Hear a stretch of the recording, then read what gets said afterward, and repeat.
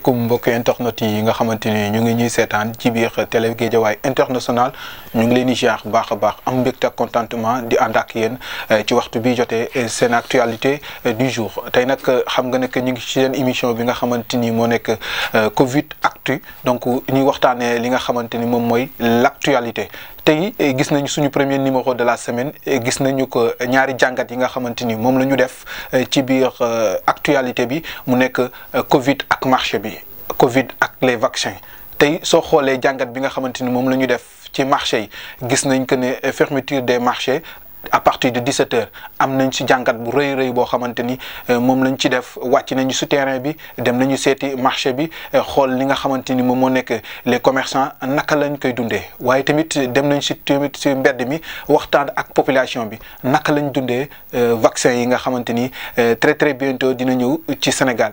benn partie bi nangu nañ benn partie bi nanguwuñ loolu yëpp jàngat goo xamante ne dinañ ko def ci biir seen émission Covid Actu dañuy njëkk a jël nag mooy nekk pàcc bi nga xam ne mooy Covid ak marché bi naka la waa marché bi di dundee teel a wàcc bi nga xam ne moom leen teel a wàcc ba xam arrangé na leen wala arrangé leen ci loolu tamit toftal lañ ci que ni marché yi chaque dimanche dañuy tëj est-ce que tëj bi ñu tëj amoon na leen importance ba xam ñi ngi nettoyer marché bi waaw wala déet loolu yëpp ci jàngatu askan bi la mbokk internet yi dañuy ànd ak suñu réalisateur ñu dem seetaani marché bi naka nañ ko dundee. moom pour l'instant yi moom depuis keroog ba léegi dañuy teel a tëj 5 heures la ñuy wax 5 heures la ñuy wàcc en même temps dimanche du ñu xëy dimanche quoi après ñun marché bi fi mu ne loolu day yàq suñu liggéey quoi. en même temps bu weer dee gars yi ñëw fayeeku la abonnement juuti ak loolu noonu keroog dañoo ñëwoon fii tamit dajji fi weer yi ba léegi poussière ñu sonal ak naaj gisoo naaj baa ngi ni ñu ngi ñu sonal gars yi daal laaj xaarit lañ fi nekkee quoi pour l'instant moom lii moom ñun borom kër lañ lii arrangé wuñ fi mu instant yi na man li mun na am sax bu ma xëyee ba léegi jaay ma lu mat ay 1500 bu 5 heures jotee 4 heures et demi damay wàcc borom kër loolu boo wàccee looy jox sa njaboot gi loolu day métti quoi. genn wàll ga sax doo ko jaay waaw te bu nee nii ñu ne tànnal ci suñu kaw ñu wàcc leen boo yeexee wàcc ñu daal lay jàpp fayeg sama doom di neppi ci bunt bi barki démb dañ na ko wàccal fi muy jëli bagage am rek di bëgg a wàcc ñu daal di police daal di jël walisam yëpp daal di koy dugal ci oto ba ci suba sa bam demee di ko jëli ñu ne ko boo fay juróom benn junni doo ko jot ci xale bu góor bu ndaw. ñun moom pertement bu rëy lañ ci am ndax moom yaa ngi liggéey SAE dañuy fay luwaas dañuy fay abonnement juuti dañuy fay lépp la ñuy fay waaye léegi nag boo liggéeyee ba 4 heures di ma wàcc te wàcce waale wala ay 5000 wala 3000 wala 4000 yooyu te nga nekk borom kër loolu day métti waaw en même temps tamit ñu mun nañ jaay ba 19 heures wala ba côté timis mais pour l'instant boo wàccee da ngay dem si boo ñibbi si kër nga gis terrain yi fees ay terrain yi fees ay xale yu football ak yooyu noonu mais loolu daa ma gis ne loolu amul sens ñun bu ñu liggéey dañuy am rassemblement état bi pour l'instant man mii bu ñu affaire bi mu amee ba léegi taaluma sama courant ndax état yi mu ngi leer dañoo daj fii leer na taaluma sama courant bu si 4 heures jotee damay wàcc bu ma wàcce ba léegi taaluma courant mu ngi ne loolu bal pertement sonné léegi la ndax état yi du ma taal sama courant fii leer na lépp dañoo daj fii leer na gisoo mu ngi leer jarul may taal courant mais loolu bu ñu ñëwee fii gis sama compteur doxul wala yooyu bu ma laajee dama leen wax lu leer loolu moo tax ma fay gisoo sama compteur dama kaa arrêté mu ngi nii bu ma taal di ak sama courant ak yooyu mais lii vraiment lii moom métti na quoi. ko internet yi gis ngeen ko noonu ci jàngat bi ñu am ci premier point bi mu nekk jàngat bu am solo dañuy def très rapidement daal di dem suñu deuxième point nag wax Covid ak vaccination bi vaccin yi nga xamante ni bientôt rek dinañ ko am suñu réew waaye nag wax bi bëri na lool coow li bëri lool waaye kan moo war a wax mbokki askan bi dañoo war a xam kan moo war a wax est-ce que jotut ñu def jàngat xam kan moo war a wax ci mbir mi ndax population bi kenn amatul confiance ci mbir mi waaye naam sax ku bëgg a tukki foog nga vacciné wu waxuñ nag ne dañoo forcé que ne da ngeen war a vacciné wu parce que ku nekk am na sa opinion de vie waaye xoolal ci yeneen réew yi ku bëgg a tukki ku bëgg a am jàmm ci yenn entreprise yi foog nga vacciné wu est-ce que jotut ñu def taxaw seetlu ci mbir mi waaye damay delloo wax bi ci gouvernement bi lu ñëw rek ñu ne le président de la république moo war a wax mais est-ce que jotut ñu xaar ñi war a wax bi wax ko ndax lépp loo gis am na ñu ci war a wax rawatina nag vaccin yi lan la ñuy xaar suñu médecin yi lan la ñuy xaar pour wax ci mbir mi ñi nga xamante ni ñoom ñoo ŋànk wàllum wér-gu-yaram lan la ñuy xaar ngir confier sénégalais yi que ni vaccin bii nii lu war la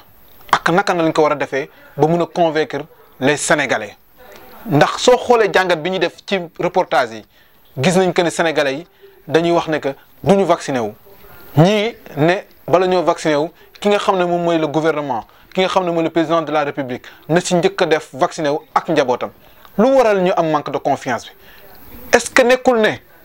ñi ciy wax mooy politiciens yi ñi ciy wax mooy économistes yi ñi ciy wax mooy activistes yi ñoom ñoo war a noppi xaar ba médecins yi wax ba pare ñu soog a wax kon sénégalais yi li ñu def lu nekk rek am na lu tax suñ demee ba mu am manque de confiance dafa fekk ne médecins yi jugaguñ wax si kon médecins yi jug leen jénn wax ci mbir mi wax ci vaccin yi ngir sénégalais am confiance jëlee noonu nañ ci benn reportage bu am solo boo xamante ni moom lañ dem seetaani ànd ak yéen ànd ak suñu réalisateur daal di ñëwaat suñu plateau. dañoo ñëwoon fii tey di laaj ci affaire vaccin yi di la laaj lan moo ci sa xalaat ndax vaccin yi war na fi ñëw bientôt rek dugg ci fii suñu réew ñu lay laaj yow loolu noonu noo ko jàngatee. waaw vaccin yi selon man sama jàngat domaine la boo xam ne sénégalais yi dafa desee dal seen xel xaw ma dañ ko maîtriser wul à 100% parce que récemment liñ jot découvrir ci yeneen pays nee nañ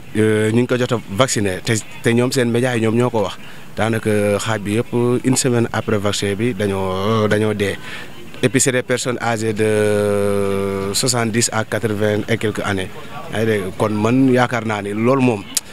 boo si jotee am aperçu boobu yaakaar naa du dal sa xel daal xaw ma nu mu fa demee noonu mais vaccin bi daal dese naa dal sama xel man de ma part personnelle. est-ce que tamit loolu noonu ñuy wax rumeur yooyu noonu est-ce que tamit du ay kii rek pour ragaloo sénégalais yi yooyu noonu bañ ñu vacciné wu. waaw mais xam nga état dafa am doole. bu jógee pour defar yaakaar naa pour defar moo tax léegi bu amee keneen kuy taxaw di ko mel ni koy contradire yaakaar naa dina dal sa kaw te médias français yi dañoo am doole et puis c'est des personnes influentes yaakaar naa kon ñoom bu ñu demee bay osé wax loolu rek c'est parce que lu am la quoi bu nekkul woon lu am yaakaar naa duñ ko wax tey yaakaar naa virus bu amee si sama jàngat bu ndaw li scientifique yi wax si virus bi la ñu sukkandiku pour créer après vaccin bi te loolu ça doit durer minimum 4 ans wala 5 ans. mais vaccin bi même pas quelques mois mënuñu see pour man créer vaccin te yaa ngi dégg li ñuy wax ci lobby pharmaceutique yi dictature sanitaire yeneen ak yeneen à un moment donné seen maanaam jubluwaay bi yow doo comprendre lan la quoi et puis tamit ci li ñuy wax dañoo bëgg a diminuer population mondiale rawatina africain yi tamit moo tax dallu xelu kenn waaye comme que ñoom ñoo ko bëgg ñoom ñoo ko lii ñoom nañ vacciner ba pare ñu xool yan effet lay def ñun ñu door a vacciner. population bi ko ci laaj daf naan la carrément.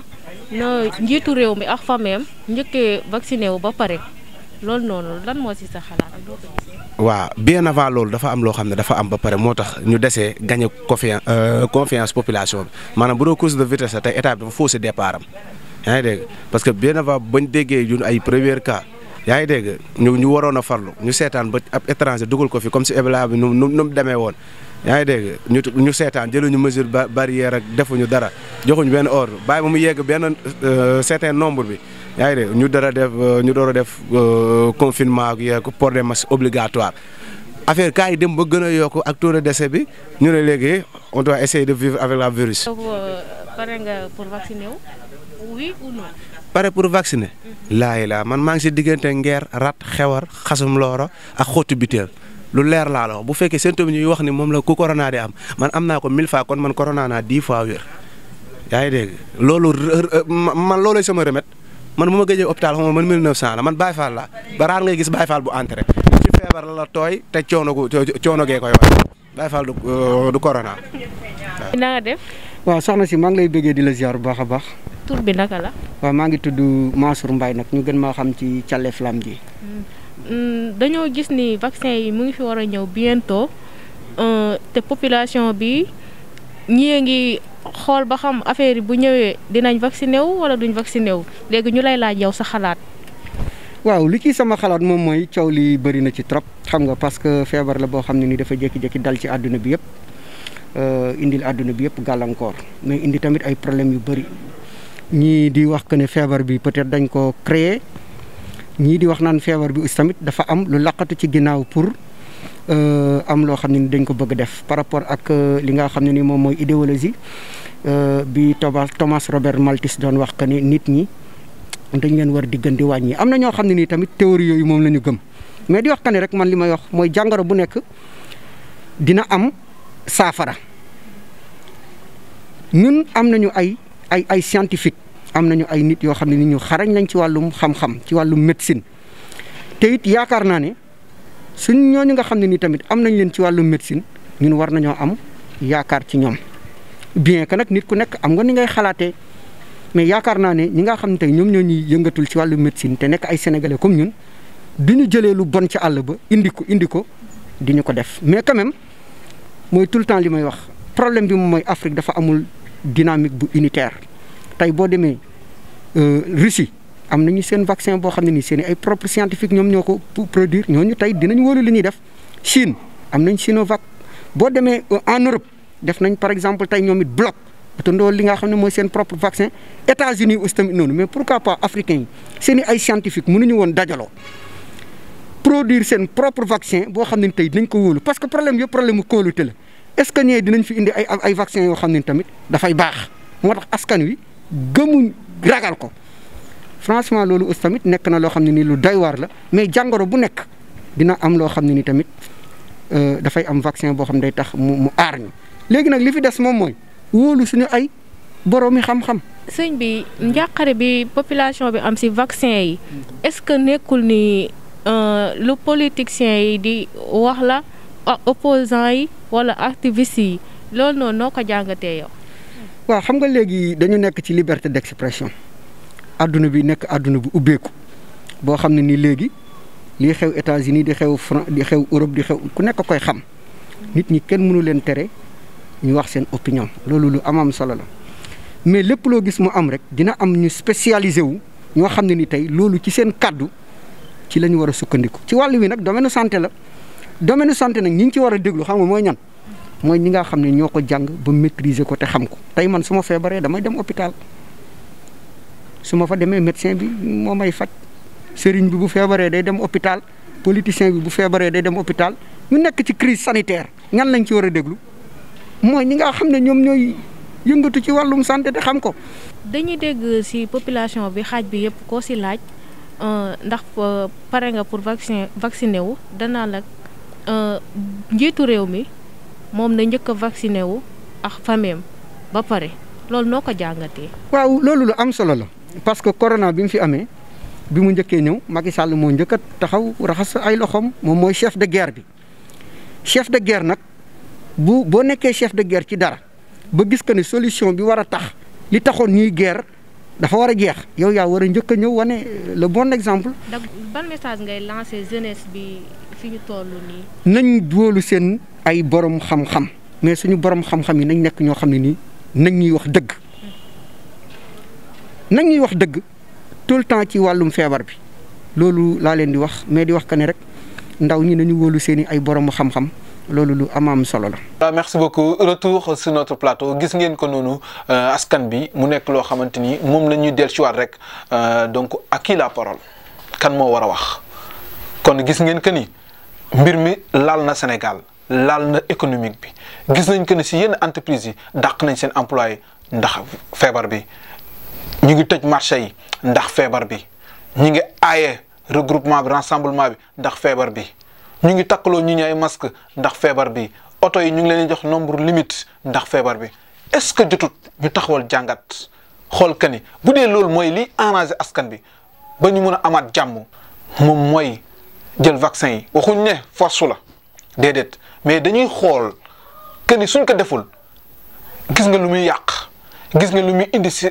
population bi gis nga yenn kër yi yàqu na ndax tey da ngeen xool ne que am na kër yoo xam ne seen i jabar dem nañ ndax. liggéeyatuñ mënatuñ ko ñu dem ndax mënatuñ muñ mbir mi kon donc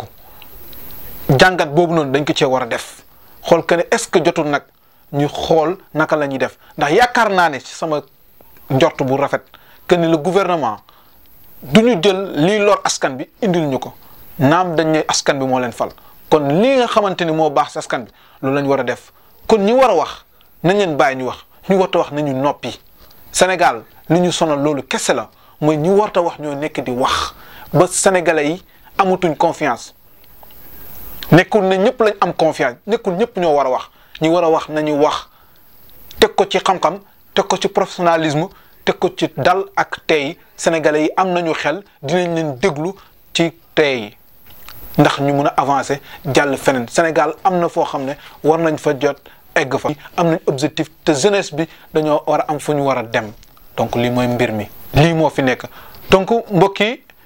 internet yi nga xamante ni ñu ngi seetaan si télé Guédiawaye International donc gis ngeen jàngat bi nga xam ne moom la ñu def ci 2 points yi mu nekk première partie bi Covid ak marché bi gis ngeen lu muy yàq jafe-jafe yi muy indi ci côté commerçant yi jënd ak jaay bi économie bi doxatul gis nañ tamit ci côté vaccination bi mu indi rumeur bu métti métti ba amatuñ confiance ci mbir mi kon gis ngeen ne jàngat bi ñu ci def bu nekk si ñoom rek indi nañ leen ci jàngat boo xamante ni war nañ cee taxaw seetlu ci mbokk internet yi lii lañ leen indiloon tey seen émission Covid Actu tous les jours dinañ ko am du lundi au samedi ci biir kër gu mag gi nga xamante ni mooy télé Guédiawaye International di télé bi nga xamante ni moo leen gën a jege la télé de la proximité donc télé bi nga xamante ni moo leen jege yéen ñi nga xamante ni mooy askan wi ngir saafuwante ak yéen ngir indil leen li nga xamante ni moom mooy information bu wóor te sûr mbokk yi ñu joxante dig daje suba incha allahu rabi suñu beneen numéro ak beneen information ak yeneen i actualité ci kër gi seen mbokk seen xarit DJ Balz moo leen doon présenté émission di gërëm bu baax a baax suñu caméraman Diouf donc di ko ziar baax a baax waaye di ziar tamit suñu réalisateur grand Cheikh di kontaan bu baax a baax képp nga xam ne personnel nga ci kër gi di la jox dig daje suba incha allah ci beneen affaire merci à toutes et à tous.